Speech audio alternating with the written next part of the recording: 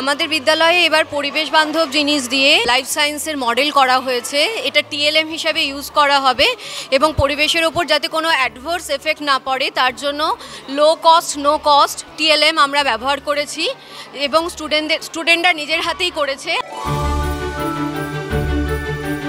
ওখানে বিভিন্ন রকম আমাদের অর্গানের কোথায় কি থাকে সেটা দেখানো হয়েছে। ওখানে বিভিন্ন রকম হিউম্যান বডির মধ্যে সিস্টেম কেমন হয় সেটা, বা লাং বা সেল, এই বেসিক যাতে সায়েন্সের জিনিসটা স্টুডেন্টরা জানতে পারে সেটা আমাদের বিদ্যালয় থেকে এবার স্টুডেন্টদের দিয়েই করানো হয়েছে এবং এই পুরোটা স্টুডেন্টরা নিজের হাতে করেছে। যে কোনো শিল্প মাধ্যমের সাথে যারা যুক্ত তাদেরই উৎসব বলা যেতে পারে। ধর্ম থেকেও শিল্পের জায়গাটা অনেক বেশি, তো সেইখানে বাচ্চাদের এত সুন্দর হাতের কাজ আমরা পরপর দেখতে পেলাম, সেইটা দারুণ লাগছে, সেইটাই সবথেকে ভালো। সরস্বতী পুজোর মধ্যে একটা ভীষণ যে সিম্পলিসিটি আছে, একটা ছিমছাম বাচ্চারা মিলে কোনো রকমের আলাদা করে যে ধর্মের বিষয় সেটা নয়, সবাই মিলে একসাথে উদযাপন করে, একটা কালচারাল জায়গা থেকে বাঙালির কাছে কি ভীষণভাবে ইম্পর্টেন্ট, সেটা সবাই ছেলেমেয়েরা সবার প্রেম করছে, এইটা দেখতে দারুণ লাগছে।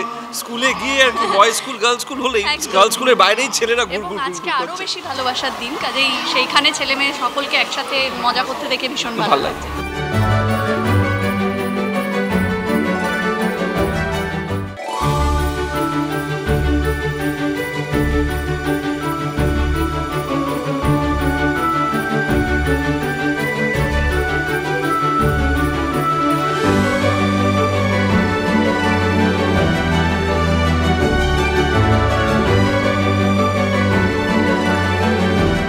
ভারতবর্ষ হলো একটি ধর্মনিরপেক্ষ দেশ।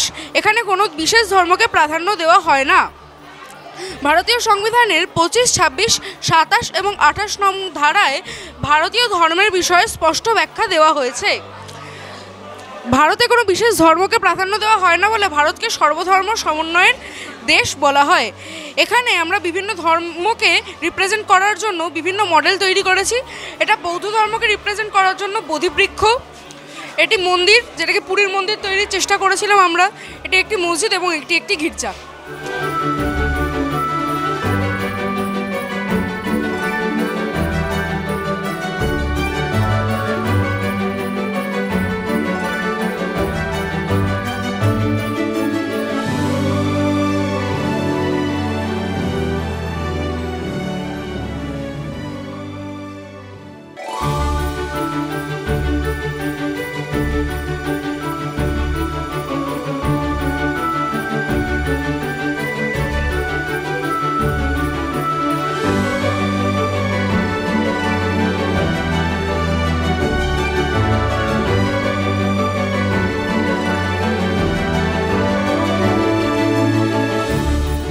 আমাদের এবারে চিন্তা ভাবনা হচ্ছে চলো গড়ি মাটি দিয়ে বাংলার পুতুল।